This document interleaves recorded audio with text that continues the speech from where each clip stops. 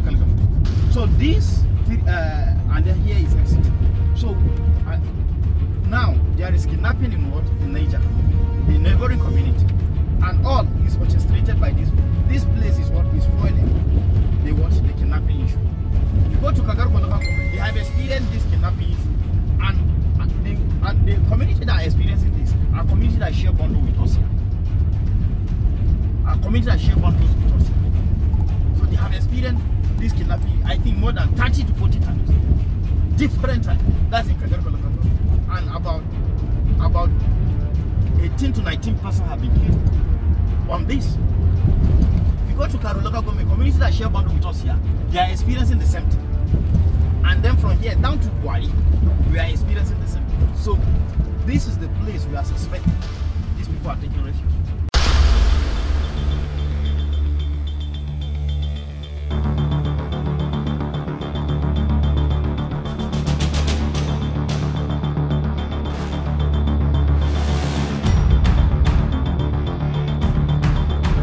My name is Alhaji Ali Anjuma Kawu, the district head of Kawu district in Bwari Area Council of the Federal Capital Territory, Abuja, Nigeria. Briefly, to those of us who are good students of history, will recall that Kawu is indeed an ancient settlement. When you were coming in, I want to believe you must have seen the city wall. You could only find such city wall in ancient settlements like Zaria, for instance, Kano, and very close here, Kagarko, in Kagarko local government of Kaduna State. This indicates that these are indeed ancient settlements. What that connotes is that this settlement had developed even before the coming of the colonial masters. To be precise, Kawu village was already a province under the old Zozo kingdom. What province then means is just something similar to local government. Our own traditional ruler, that's our own predecessors, were to ban at the palace of the king of Zozo. And in about 1804, 1807, when one of the royal families of Zozo Emirate migrated and came and established Abuja, that is now called Suleja. Now, then our own loyalty was then moved to the old Abuja, now Suleja, instead of Zozo then. So our predecessors used to be turban at the palace of the emir of Zozo, Abuja Emirate, now called Suleja. Yeah. And with the creation of the Federal Capital Territory, or even before then, Kawu was under the old northwestern state, with the capital at Sokoto. You can see the distance. Our capital used to be Sokoto then. Then thereafter, when Niger State was created, we then fall under Niger State. And then again, when the Federal Capital Territory was carved out, Kawu happened to fall within the area now carved out as FCT, that's Federal Capital Territory. And it was under Abuja Municipal Government, or Abuja Municipal Area Council, if you like. And then that was before the creation of our own area council, that's our own local government, Bwari Area Council. Today, Kawu is the headquarters of Kawu Electoral Ward in Bwari Area Council of FCT. Yeah. All right. When we came in, of course, you can testify to the fact that this is a very beautiful environment. Yeah. But very lately in the news, this particular district and the number of other surrounding villages have been in the news for the very wrong reason of insecurity. Yeah. As the district head of this place, give us a historical background into how these activities started and where we are at the moment. Thank you so much. Kawu district, like you rightly stated, we have about 28 hamlets and villages, or if you like, 28 communities. And we have very ugly incidents of kidnapping, like you said, and that started about 2-3 years ago. Before then, our communities used to be very peaceful, not until when the issue of kidnapping started in the far north, Kaduna, Zamfara, Bwari area, and then, unfortunately for us, we have a forest. That forest, to be precise, is in Kaduna State. It's in Kagarko local government of Kaduna State, but that is where FCT has boundary with Kaduna State. Unfortunately, anytime these miscreants, these suspected kidnappers migrate, anytime they are being challenged at Kaduna, that's regional area, Bwari area, and even from Niger State, they will always migrate into this forest. The name of the forest is Query Forest.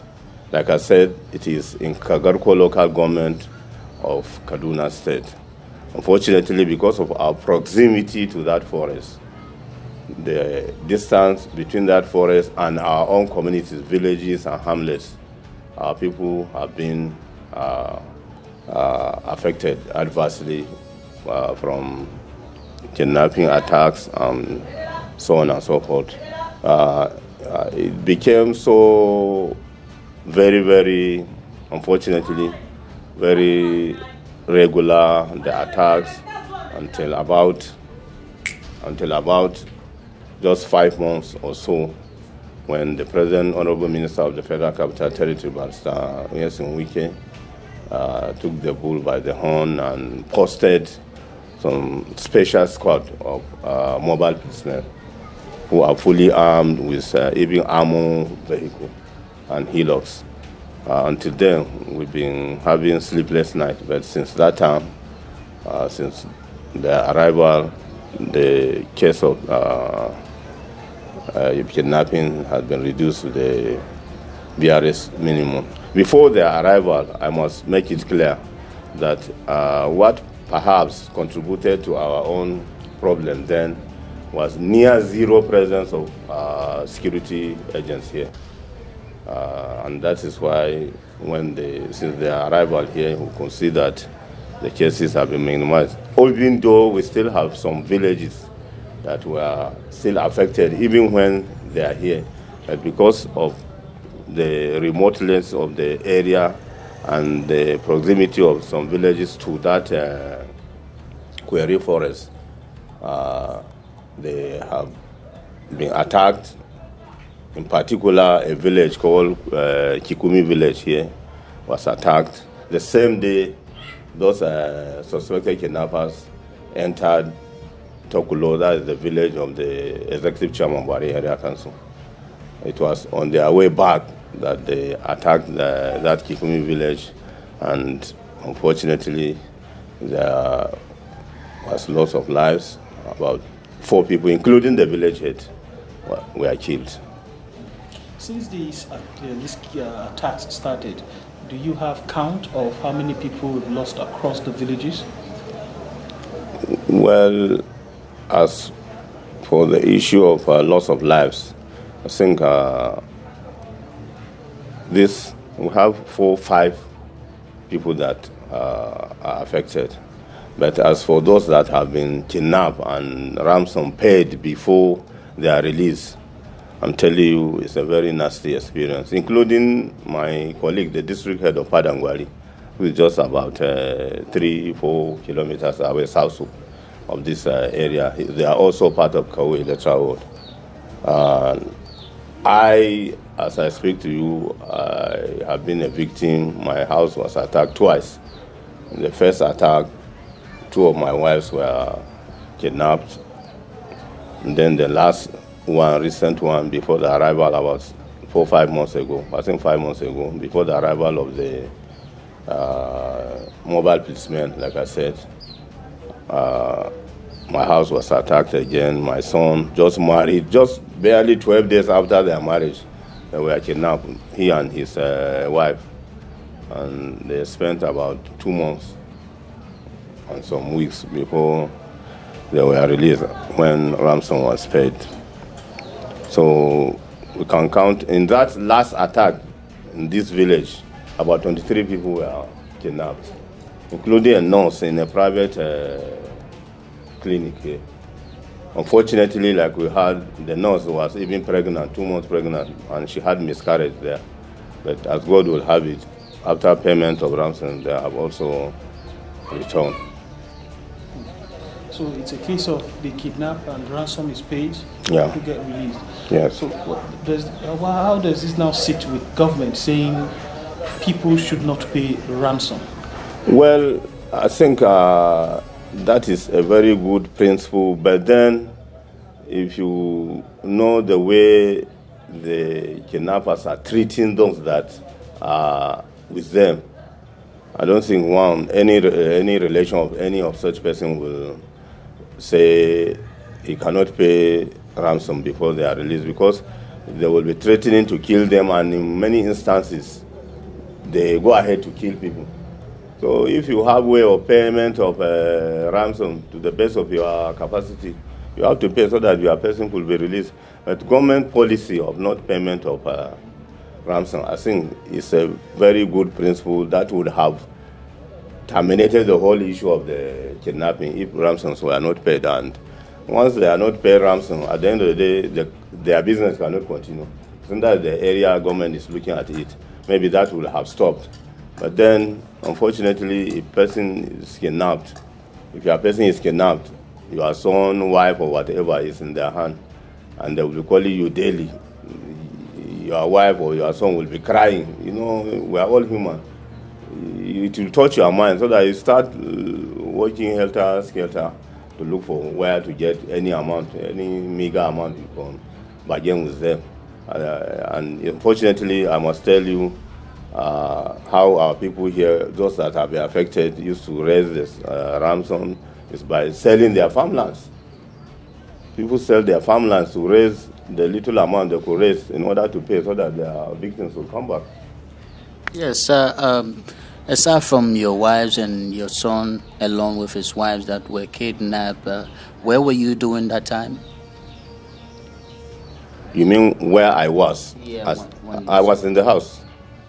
I was in the house with the family, but they couldn't reach my own part of the inner house. So when they succeeded in kidnapping my son and the wife, they moved to other houses and kidnapped many other villagers here. Like I said, in that very day alone, about 23 people were kidnapped. Even before that incident, a nearby settlement here, community here, they were also kidnapped. I think 13 or 14 people were kidnapped. So it was a very nasty thing. But as God will have it, since the presence of this mobile policemen that have been posted here by the Honorable Minister, I think the issue is now reduced to the barest minimum. So how does it affect the farming activities here? Because I believe majority of the people here make farms and they have to go in the butchers. Now, how do they manage? Yeah, thank you so much. That's a very good question, because like you rightly put it, about 85%, 80, 85%, 90% of our people are farmers. And in the instant, people are fearing to go and cultivate the land far from the village. There are farmlands that are far, especially those that are towards the forest I mentioned. People are fearing to go there and cultivate. People are just hanging around nearby farmlands. No, so it has adversely affected the farming activities, to be frank. Let's talk about community effort. Yeah. Because in addition to the conventional security, which is the police and others, communities usually have community vigilante. What has been the effort of the Kawu district in this regard? Yeah, thank you so much. In fact, one of the things they mentioned, the more reason why they attacked my house for the second time, was because of my efforts to establish a vigilante group here. Because when I saw that the issue was becoming more and more constant, I met with all the leaders of the communities and we all resolved that we must form a formidable vigilante apparatus here. And we were able to form both hunters and vigilante group. We have the number over 100, and I was able to convince the Honorable Commissioner of Police then, and he came here and inaugurated them. So, not knowing that is one of the reasons why the kidnappers were not happy, and in fact they mentioned it that they know that I was trying to kill their business.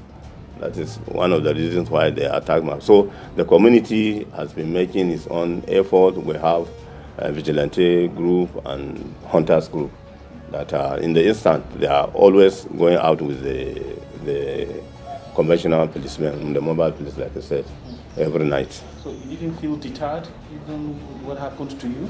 Well, if you are serving your people and you know that what you are doing is the right thing, then you don't have to feel discouraged, because that is the more reason why you are here. Once you are on the seat, you are to protect the interests of your people. So just like government, in any case, the reason for government worldwide indeed is security and welfare. So government cannot be discouraged from doing, so in the like manner, government has recognized us, so we have to do precisely what government wants us to do, and especially as traditional rulers, all that it will take to protect the interests of the lives and property of our people. We cannot be deterred at all. So describe for us the present state of affairs now, as we speak, with the presence of the security people. Yeah, as it is now, presently, I think we are a little bit comfortable with the presence of the security men here. Like I said, the special policemen, a special squad of policemen that have been posted and fully armed. So we are comfortable, but for the communities, the villages that are a little bit far from this community, I think as for this settlement, we are a little bit comfortable, and even the other villages, the nearby villages, except those that are far, I think we are comfortable. But that's not to say that people are sleeping with all their eyes closed. I must be frank.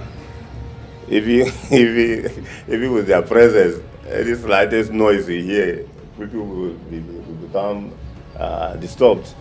So in the instant, we are happy that they are here, and we are a little bit comfortable. Now, sir, another thing is about who really providing information to these bandits. Sometimes people say there are informants within the community that give these people information before they attack. What do you say about that? That is just the truth, to be frank. It is the truth. When I was communicating with the leaders, I told you I was a victim because my son and his wife were kidnapped. Their leader was telling me that, Hakimi, we don't know you. We don't know your house, but we have people in your community that are leaders. So that goes to confirm what you are saying. Unfortunately, because of greed, hate, and or envy, we have some of our youth or men that are involved in the business of serving as informers to these people. As a matter of fact, but for their own role, perhaps the issue of kidnapping wouldn't have even been so very popular like this, because they used to say that if they don't know anybody, they don't know they don't know the haves in the community, they don't know the have-nots in the community. So how would they start? Where would they start? But it is among our own people, like I said, because of greed, because of hate and or envy. They are the ones feeding them with information about who is what in the villages, and by their own arrangements, they now lead them anytime they plan. So it is just the truth that we have informers in almost every community, and to confirm that any village or even hamlet that they don't have any such miscreants among them, you'll be surprised. These people never entered the kidnapping issue, never affected them. We have some villages, In fact, we have a village, that's Rinji, that is even nearest to the forest. But perhaps because they don't have any of such useless people as serving as informers, these people have never been attacked. So the issue of informers is actually enhancing the issue of kidnapping. You spoke about a very important thing that a nurse who was already pregnant had miscarriage as a result of being kidnapped by these bandits. It also makes other nurses afraid to come and be providing healthcare services in a place that is not safe. How do you think this is also impacting the community? Well, the nurse that I mentioned was serving in a private clinic here, and immediately she was released. You know what will happen? She packed her properties and run away.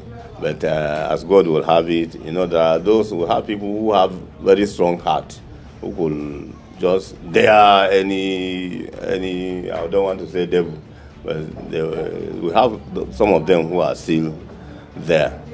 But those serving in the public primary health care, most of them are from within the area, so they are always there. Talk to us a bit about the impact of these activities on education. As you see, there's a primary school here. Secondary school. Secondary school. Both junior and senior. Yeah. Has these activities affected operations of these institutions in any way?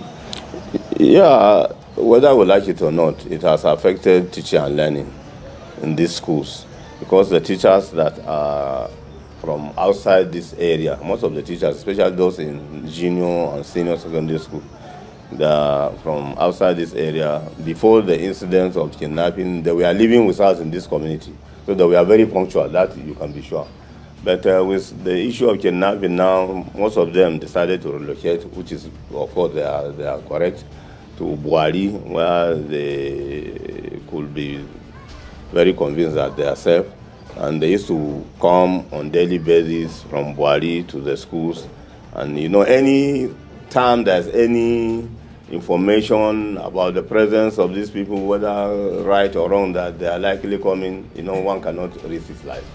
So that has actually affected teaching and learning. But I want to assure you that the principals, both for junior and secondary school, are really hardworking. Even with the issue of kidnapping, the principal of the senior secondary school decided to be living in this community. In fact, at a point, I told him, I was advising him that I think with what happened, immediately what happened with us, and in fact, I said he should not be coming constantly, because he has to take care of his own life too. But the man is very, very, I think he has very strong faith, so he's living with us. So whether we like it or not, anywhere there's issue of insecurity like we have here, it will definitely impact on teaching and learning. But then that's not to say that the result of our children has worsened at all. They have been passing their WADR and NECO. And like you see, this is a rural area. But since the establishment of that school, we can count over 50 graduates. I mean those that have completed their university, not to talk of NC, diploma, and whatever. So it's very encouraging, yes. And we have even had one that even is now an engineer. He's from this secondary school, he got admission to Malaysia and read transport engineering. That's encouraging. Yes. That's encouraging. Of course, when we drove through the only access road into this community, do you think completion of this road to where the work stopped will help in any way to enhance the security and safety of this community? And if so, what efforts are being made by the traditional institution, especially with respect to talking to the government, either at the local government level or at the FCTA level? Yeah, in fact, the chairman happened to come from one of the villages here. That's Honorable John Gabaya. His village is Tokulo, and his village too, I think the kidnappers have attacked that village more than 5 times. And he knew very well that what was contributing to our security problem was lack of access road, because it will take, before he even made his effort to start tiring the road from Bwari up to Igu, where it stopped now. It used to take about 1 hour before one could drive from Bwari to this place. But it was in his effort to solve the security problem that he started tiring the road. To be frank, it is a FCTA road. But, and it may interest you to take notice that that road, the construction of that road also was awarded by FCDA as far back as, I wouldn't recall the year precisely, but since during Senator Balak Aurambouchi's, when he was the Minister of FCT, that contract was awarded to Arab contractors from Bwari to this place. It's just 27 kilometers. And after the engineering work, we know very well, I know very well that mobilization was given to them. After engineering work and after construction of the bridge, the work stopped. And since that time, I was with the distinguished senator representing the Federal Capital Territory. I could recall one day when I was disturbing him about the issue of the road. We had to drive to the office of the manager, GM, Arab contractors. And then he said they were still waiting for some funds from FCD and it was not forthcoming. So actually, like you put it, I personally have discussed with the chairman, and the chairman said he had spoken with the present Honorable Minister, and after briefing him that that road is FCTA road and the local government has made an attempt to construct the part they have done, he convinced me that actually he spoke with the Honorable Minister, and the Honorable Minister said he will take up the issue and complete the road up to this place and perhaps up to FCT boundary. Now, sir, what do you think is the root cause for this insecurity situation in this area? What do you think is the reason? In this area? Well, I have mentioned one major reason, one or two major reasons. One is the presence of that forest, Query forest. It is, like I said, the one harboring these people. Anytime they migrate from Kaduna side, they will enter the forest, and that has been their hideouts. And because of the proximity of our communities to that forest, and our communities have always been victims of attacks from these suspected kidnappers anytime they are around. And I must tell you that actually the FCT administration has been trying on the part of security. Every now and then you see the army actually moving into that forest. But unfortunately, anytime they move, they wouldn't even see them because of the presence of informers. Before they reach there, they must have been informed by the informers that so are coming. So, but then every 2-3 days, they used to, almost every 2-3 days, you see the army actually moving into that forest from FCT. Is there any other thing that you would want to share or request to the government? Yeah, thank you so much. It is an honor for us to have you here, and on behalf of our people, I would want to request that, like we have done severally,